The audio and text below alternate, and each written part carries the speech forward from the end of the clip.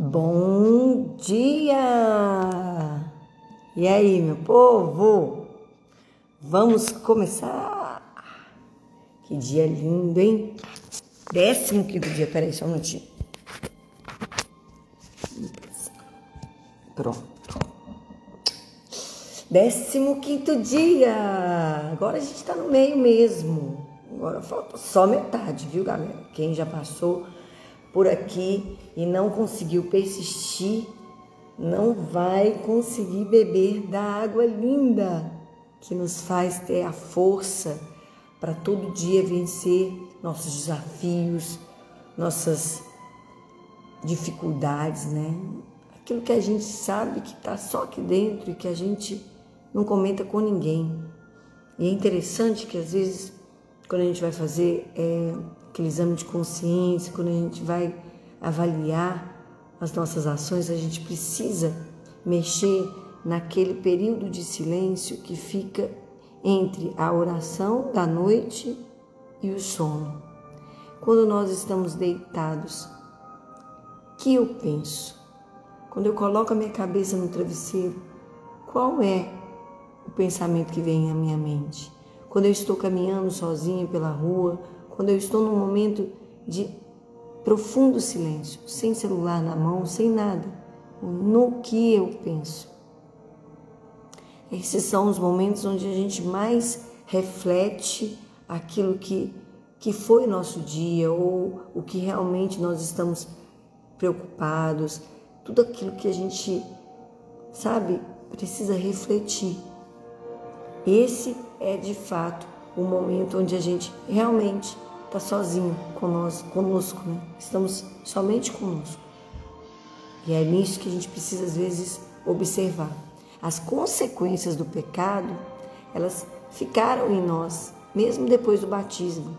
A consequência de estarmos contaminados com o pecado original nos faz ter manchas, marcas na nossa alma que nos tendem a gostar daquilo que é do mundo. Mas isso nos leva a sofrimentos e nós vamos estudar isso hoje no 15º dia. Vamos então abaixar nossas cabeças e invocar a Santíssima Trindade com todo respeito e amor, confiando que Ele nos chamou aqui. Exatamente isso que Ele deseja. Então que possamos aproveitar esses minutos com muita entrega, com muita vontade. Em nome do Pai, do Filho, do Espírito Santo. Amém. Vinde, Espírito Santo, vinde por meio da poderosa intercessão do Imaculado Coração de Maria, vossa amadíssima esposa. Se os maus hábitos são consequência em nós do pecado original e dos pecados próprios, por sua vez, eles causam frutos de perdição, cuja meditação aumentará o conhecimento de nós mesmos. De fato, pelo orgulho nos esquecemos de Deus e do próximo. Pela fraqueza de nossa vontade, concebemos horror ao sofrimento, tão necessário, todavia, para nossa salvação e santificação. Maria, Mãe de Deus e Mãe dos homens, Maria, Rainha dos mártires, será o antídoto contra estes males. Pela fraqueza de nossa vontade, concebemos horror ao sofrimento, tão necessário, todavia, para nossa salvação e santificação. 1. Imagino-me discípulo de Jesus na noite da paixão, fugindo ao Mestre e à dor, mas detido pelo olhar de Maria, que me exorta à fé e à coragem. Imagine você ali como Pedro, né? Negando, e de repente Maria olhando bem no fundo do nosso olhar e falando: tá certo isso? Bora lá, bora ficar de pé. Mãe de Jesus, Virgem das dores, tomai-me com doce violência, amparai-me nesta meditação reveladora de minha miséria, para me fixardes nas resoluções de voltar a Jesus pelo vosso coração. Primeiro ponto, esquecimento de Deus e do próximo. O mau hábito do orgulho nos volta para nós mesmos, na consideração de nossa falsa excelência. O primeiro fruto dessa atitude soberba é o esquecimento de Deus. Especulativo enquanto nos exoberbecemos com a presumida ciência deste mundo que inflama e obscurece nossa mente, impossibilitando a vista de Deus. Prático enquanto que em todas as ações e atitudes nos acostumamos a agir como se Jesus Cristo nunca existira, nem tivera direito nenhum a nossas homenagens. E nos parece que fazemos grande favor a Deus quando uma ou outras vezes pronunciamos seu santo nome ou damos alguma mostra de religiosidade exterior apenas para honrar um cristianismo de herança ou um costume ou um ambiente em que vivemos. Nossa. Preparem, gente. Já começou assim. O segundo fruto da soberba é o esquecimento do próximo, como se nós somente existíssemos, mas ninguém com iguais direitos, como se fôssemos o centro do universo, em palavras, opiniões e atitudes. E todavia o homem deveria realizar-se como imagem criada de Deus, refletindo em si mesmo e na convivência com seus irmãos o mistério divino da comunhão, através de uma atuação que chegasse a transformar o mundo.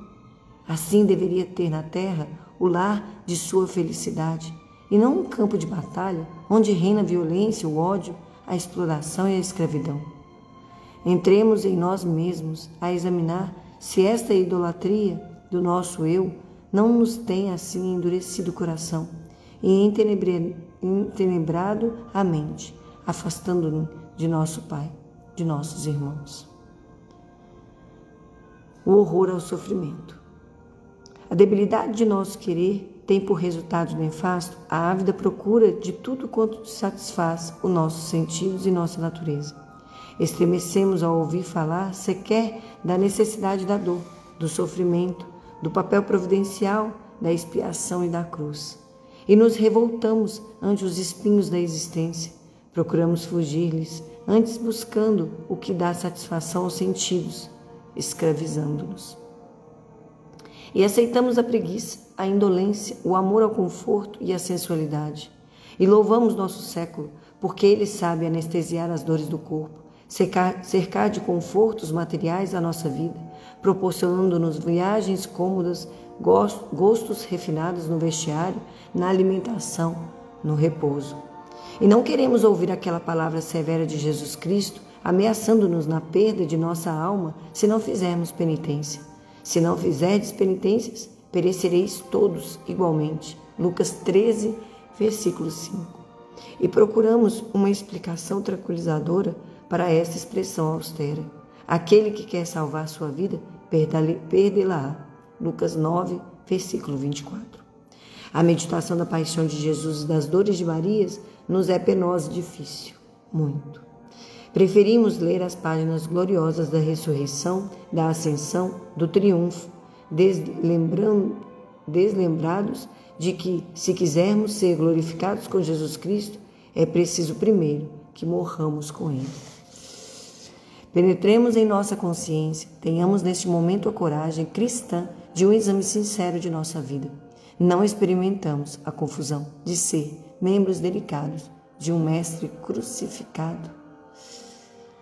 Jesus Cristo. Tinha esquecido que o 15º dia é desse nível. Terceiro ponto, contemplação de Maria.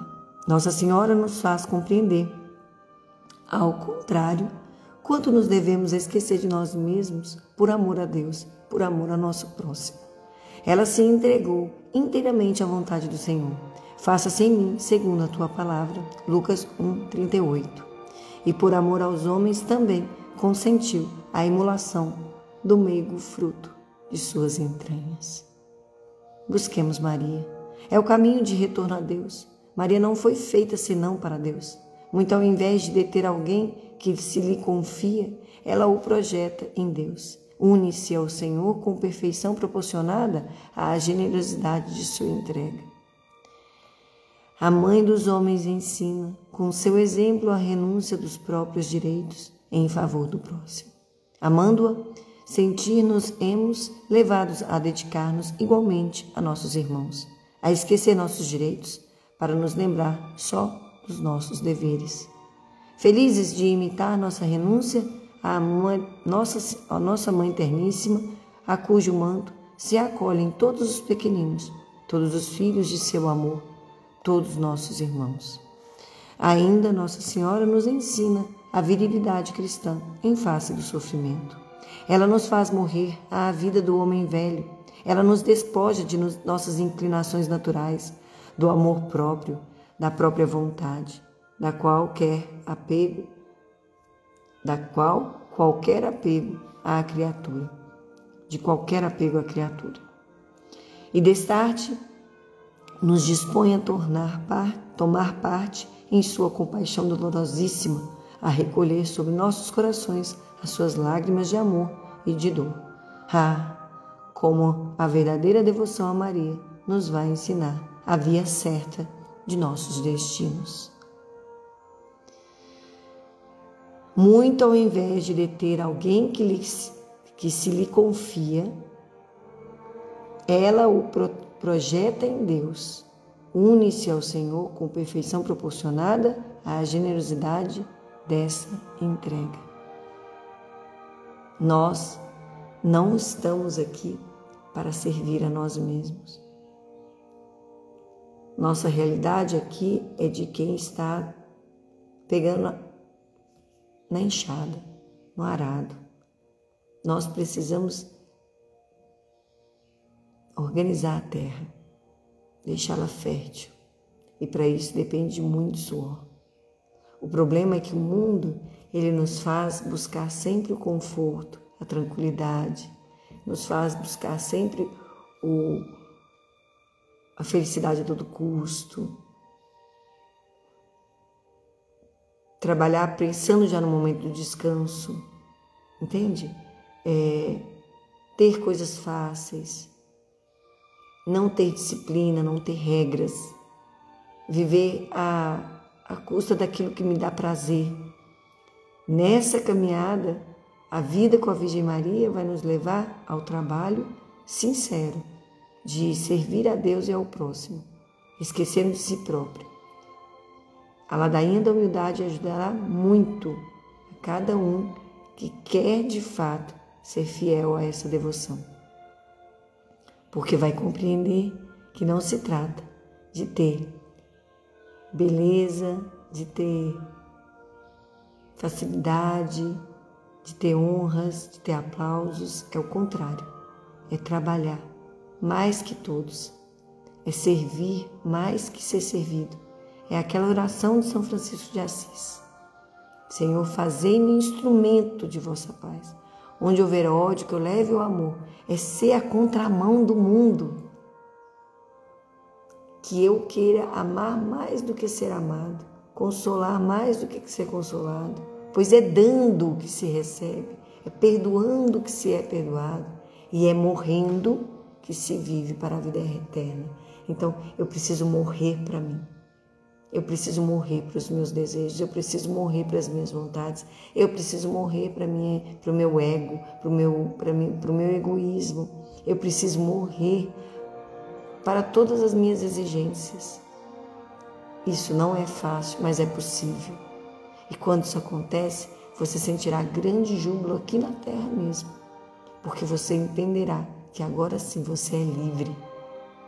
De tudo aquilo que você achava que era importante, você descobre que importante é servir a Deus e encontrar paz no seu espírito, de forma que você perceba em vida que você não está desperdiçando seu tempo.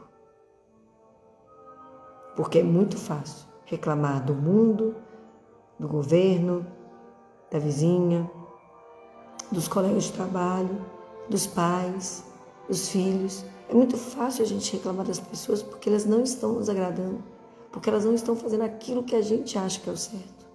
Mas quem somos nós para achar que nós estamos certos? Às vezes aquilo que a gente acha certo não é mais. Lembra do ovo? O ovo era um problema na sociedade. Não se devia comer ovo. Hoje em dia o ovo é o grande, sucesso da vida. Então quer dizer, as coisas mudam. Nós precisamos agradar a Deus e assim conduzir nossos passos. Coloque: Maria, guarda fidelíssima de minha alma, lanço-me em vosso regaço, a implorar vosso compassivo olhar, como celestial Rebeca, a vosso Jacó, pequenino e amoroso, despojai-me de mim mesmo, de meu orgulho, de minha sensualidade, revesti-me de Jesus, para que eu aprenda a amar a Deus e a devotar-me a meu próximo. Alentai-me, mãe das dores, e confortai meu coração, no incêndio de caridade do vosso coração imaculado.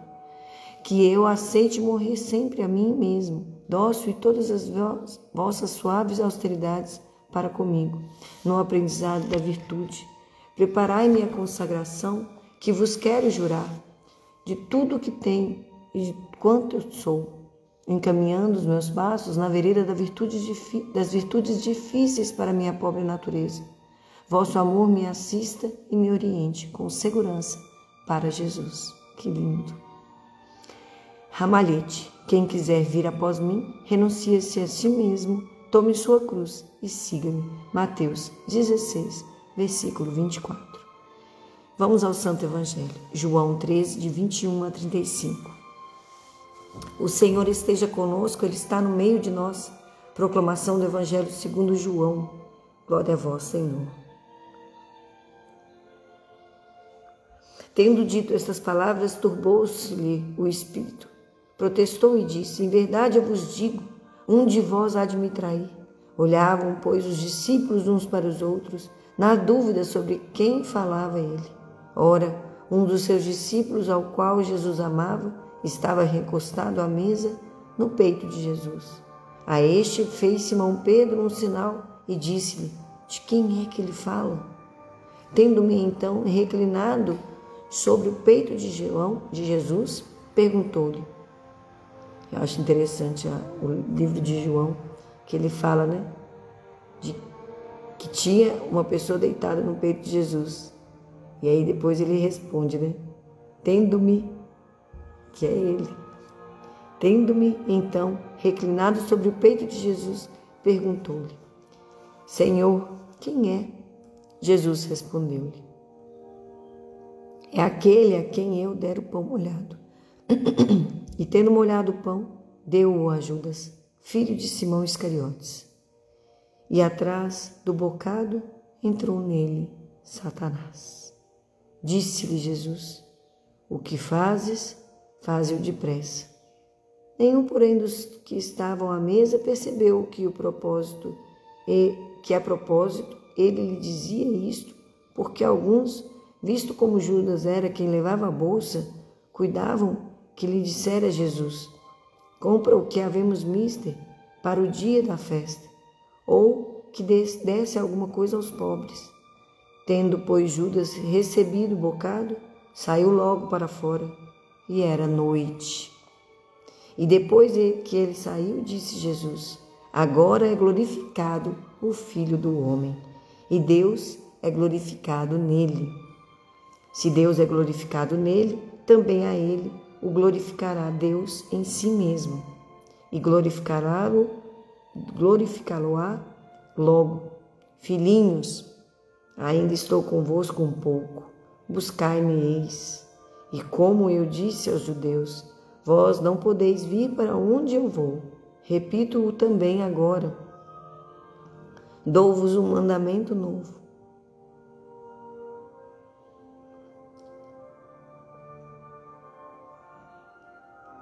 que vos ameis uns aos outros, assim como eu vos amei, para que vós também mutuamente vos ameis. Nisto conhecerão todos que sois meus discípulos, que vos amardes uns aos outros. Palavra da salvação. Glória a vós, Senhor.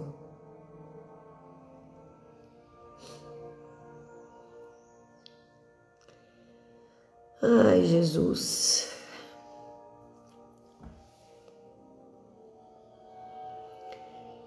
E Ele está conosco todos os dias, É que a gente fica nessa... Eu fico pensando, sabe, gente? Quanto deve ter sido bom para os apóstolos ter vivido com Cristo, né? E aí cada um foi para um canto, cada um foi ali caminhar e servir a Deus, para que a palavra que fosse aqui cumprida, fosse também cumprida neles. Porque é o seguinte, por que a gente precisa trabalhar? Por que a gente precisa morrer para nós? Porque os nossos desejos, quero trabalhar, quero ter dinheiro, quero descansar, quero viajar, quero comprar minha roupa de marca, quero, sabe? Tudo isso são questões humanas, mundanas, ou seja, é tudo muito curto prazo. E a paz é nos tirada quando a gente busca somente isso, porque a vida fica muito difícil. Você fica muito concentrado em se doar para você receber e às vezes você se frustra porque você não recebe, porque você é prejudicado no trabalho, ou porque você ficou doente, ou porque você perdeu o emprego. Sabe, facilmente todos esses prazeres no qual a gente coloca a nossa esperança é retirado de nós. E para não ser retirado, a gente começa a se vender, a vender nossa alma por aquilo ali. Então a gente para de dar atenção às pessoas, a gente para de respeitar os que não tem nada a nos dar. Então assim, tem uma relação com o ego que nos leva ao pecado. Quando, ao contrário, nós servimos a Deus e estamos na caminhada para servi-lo de corpo e alma, nós estamos nos movimentando para um mover de Deus que não está em nós. É Ele que nos leva ao outro.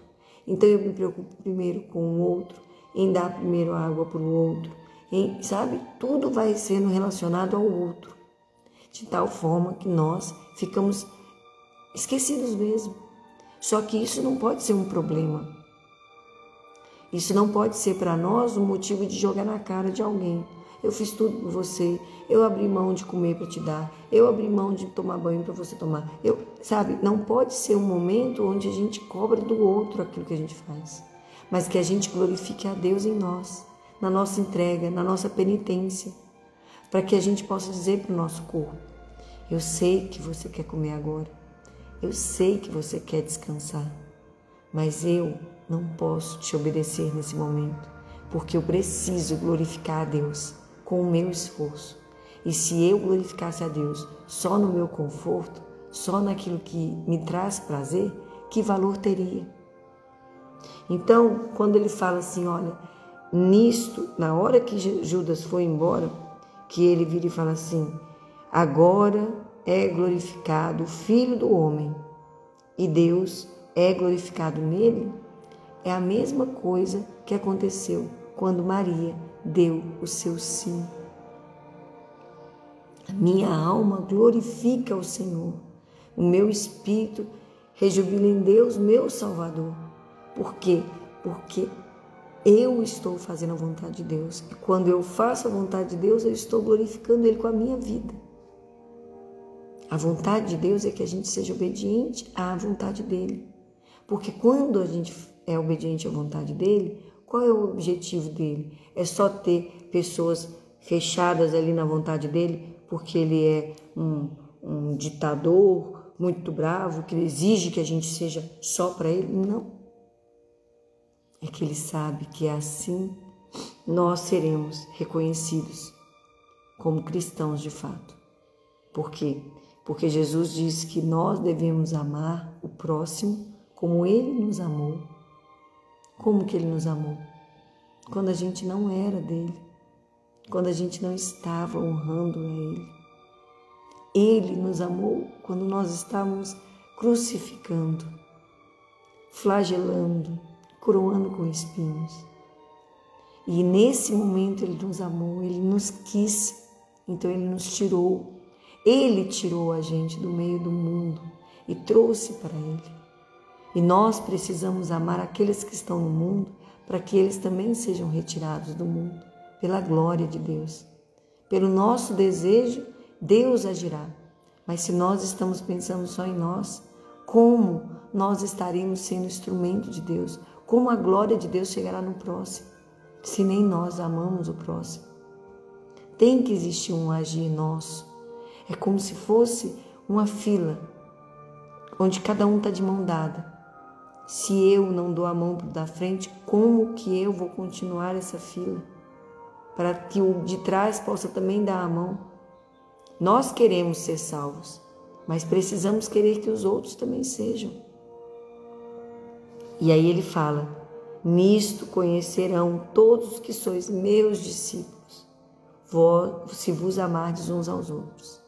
Quando nós descobrimos em Cristo a nossa grande vontade de ser de Deus, através de Cristo, nós conseguimos também representar aquilo que Ele pediu para a gente. Sermos seus discípulos, seremos conhecidos. Não porque teremos os aplausos do mundo, não, mas porque mesmo em todas as circunstâncias que não se configura algo certo de se ver, ou seja, poxa, eu xinguei, eu chamei atenção, eu fiz tudo, eu briguei, eu humilhei, e essa pessoa não me odeia, essa pessoa não está falando mal de mim, essa pessoa me ama. Isso nos transformará em discípulos do Cristo. E uma vez, São Francisco de Sales, deixa eu ver só se é São Francisco de Sales mesmo, bispo, né? Então, São Francisco de Sales, ele era... Estou aqui preocupada se não é São Francisco de Sales, mas depois, se for o caso, eu faço uma correção. Ele era um colérico. Ele era tão irritado com a falta do entendimento das pessoas ou de mudança, que ele ficava com muita raiva. Só que o que ele fazia para ele se conter? Ele arranhava a mesa de madeira por baixo, de tal forma que depois, quando ele morreu, a mesa embaixo foi vista, né, toda arranhada, e eles entenderam como que ele se controlava.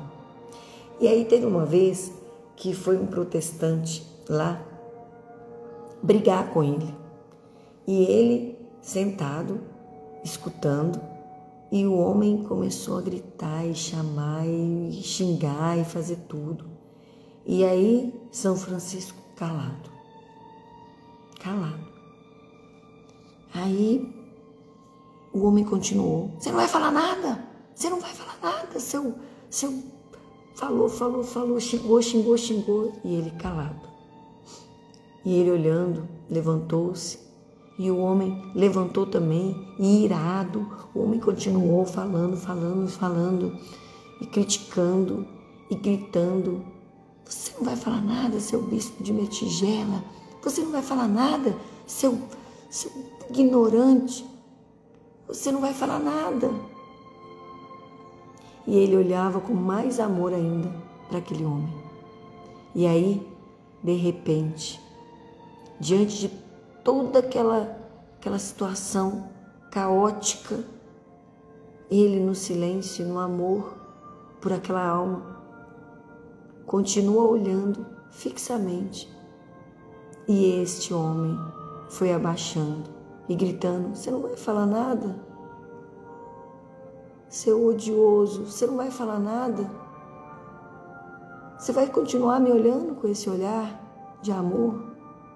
E assim ele foi se abaixando e se ajoelhando e dizendo: você vai continuar me olhando com esse olhar de pai? E assim ele se converte e continua chorando ali diante dele e dizendo: me perdoa, eu preciso me converter. E naquele momento pede o batismo, pede a conversão. E toda aquela relação de ódio se configura em entrega, em amor, em conversão. Por quê?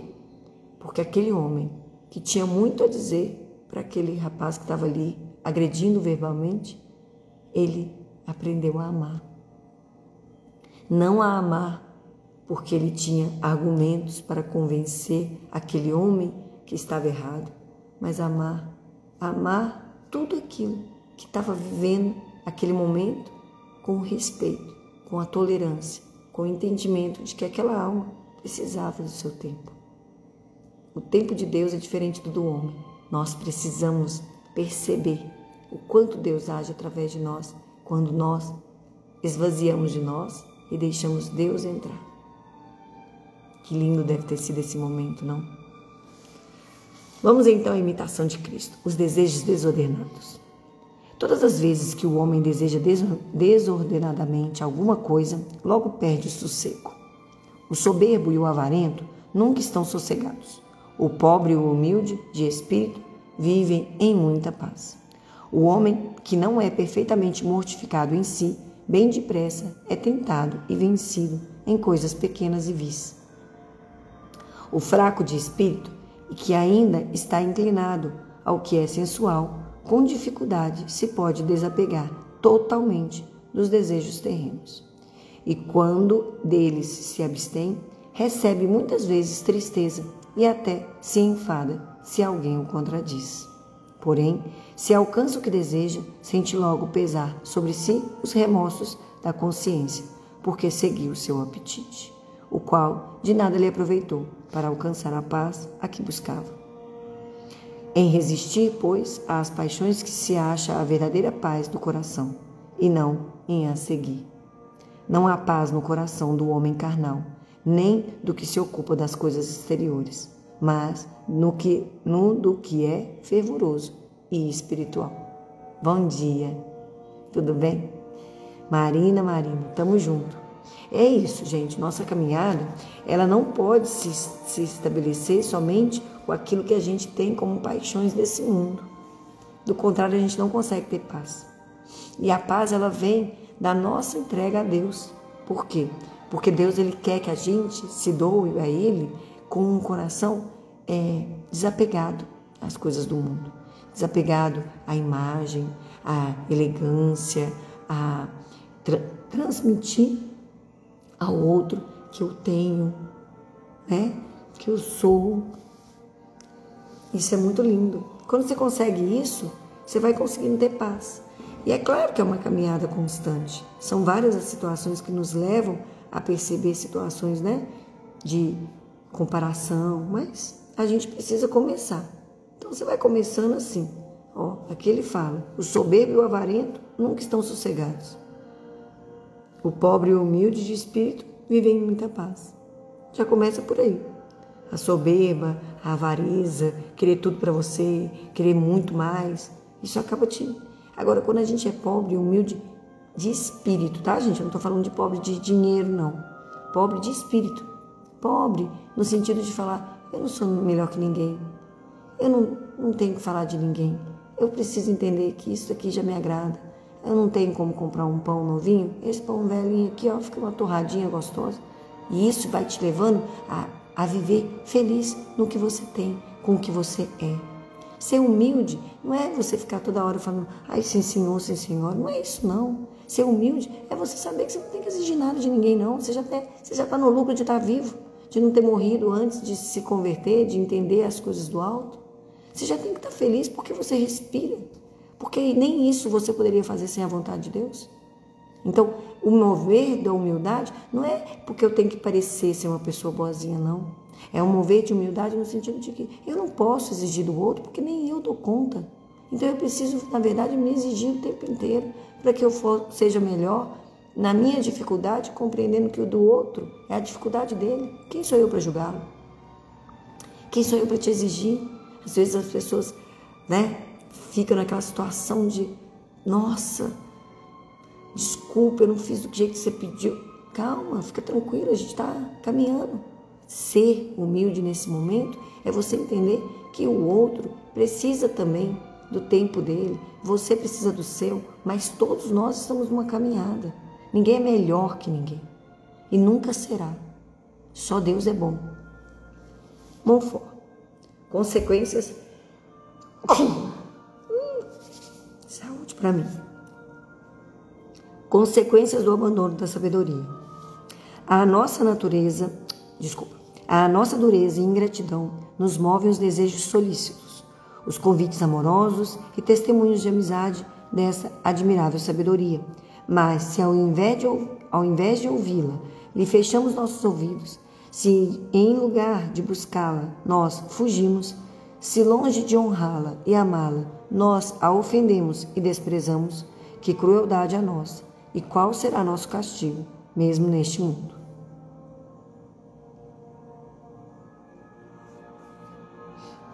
Diz o Espírito Santo que aqueles que não se preocuparam de achar a sabedoria não somente caíram na ignorância do bem, mas ainda deixaram patentes os traços de sua loucura, nem puderam suas faltas permanecer ocultas. 3 desgraças durante a vida aos que não se preocupam de adquirir a sabedoria. Eles caem na ignorância e na cegueira, na loucura, no escândalo e no pecado. Mas qual será a sua infelicidade na morte, quando, malgrado o seu horror, eles ouvirem a sabedoria exprobar-lhes? Eu vos chamei e não quisestes ouvir. Provérbios 1, 24. Estendi-vos os braços largamente e me desprezastes. Esperei-vos assentada à vossa porta e não viestes a mim. Agora, por minha vez, rio-me de vós. Provérbios 1, 26.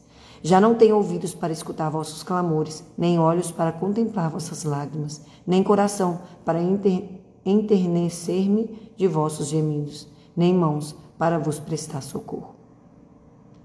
Mas qual será a desgraça deles no inferno? Lede o que o mesmo Espírito Santo diz das desgraças, dos prantos, do desprezo, do desespero dos insensatos no inferno, e que reconhecem tarde demais sua loucura e desgraça porque desprezaram a sabedoria de Deus. Começaram a falar prudentemente, mas no inferno. Sabedoria 5, versículo 14. Desejemos, pois, e procuremos unicamente a divina sabedoria, e logo todos os tesouros de Deus, todos os dons celestes que anelardes. Se não desejais a sabedoria, suportarás por alguma coisa menor do que ela. Ah, se conhecêssemos que tesouro infinito é para os homens a sabedoria, suspiraríamos de noite por ela. Voaríamos velozmente até os confins da terra. Passaríamos jubilosamente através de fogo e espadas, se fosse necessário, para merecê-lo. Encerramos aqui hoje conscientes, né, gente, de que nossa vida, ela é breve. Sim, ela é. E quando a gente morre, ontem eu estive a oportunidade de estar num enterro e a gente percebe quão frio é o momento em que se jogam terra sobre o caixão. Quão triste é esse momento, porque acabou. Aquele corpo acabou. A vida continua, as pessoas vão para suas casas e acabou. E daquele momento em diante, existe uma vida eterna e uma morte eterna, onde nós estaremos recebendo as sentenças pelas nossas escolhas em vida. Que nós não sejamos aqueles que desprezam a sabedoria e o chamado pelo qual nós recebemos em vida. Nós recebemos de Deus aqui todas as chances de alcançar essa vida eterna. Vai depender de cada um de nós. Nas escolhas que nós fizemos no dia de hoje, qual será o nosso destino depois que este corpo estará coberto de terra? Qual será o nosso destino quando nós não estivermos mais com os nossos amigos, parentes, com os nossos familiares, quando nós estivermos só nós e o juiz, e o nosso Senhor Jesus Cristo, a sabedoria encarnada. E quando Ele disser, apartai-vos de mim, vós que foram, egoístas, que viveram só para si. Eu estive lá, eu estava lá, eu te chamei e você não me ouviu. Isso é que a gente tem que buscar, gente. Católico tem que saber que a morte tem que ser desejada. Não pode ser algo que a gente tenha medo. A nossa vida, ela está pautada por todas as nossas regras de vida dentro da igreja, porque Deus sabia que são essas regras que vão nos nortear para o céu. Deixar de segui-las é como se nós fôssemos ignorantes, que, mesmo sabendo que a água sanitária, apesar de ter nome de água, não nos faz bem, bebêssemos, simplesmente porque a gente quis. Não seria ignorância? Seria ignorância. Mas, se nós estivermos dispostos a seguir as regras, confiando que elas nos norteiam para uma vida de tranquilidade, de saúde, isso vai nos livrar daquilo que tem nome de coisa boa, mas que no fundo é uma química que vai nos deixar aprisionados, mortificados para Deus. E assim não adianta mais. Porque morreu, não adianta.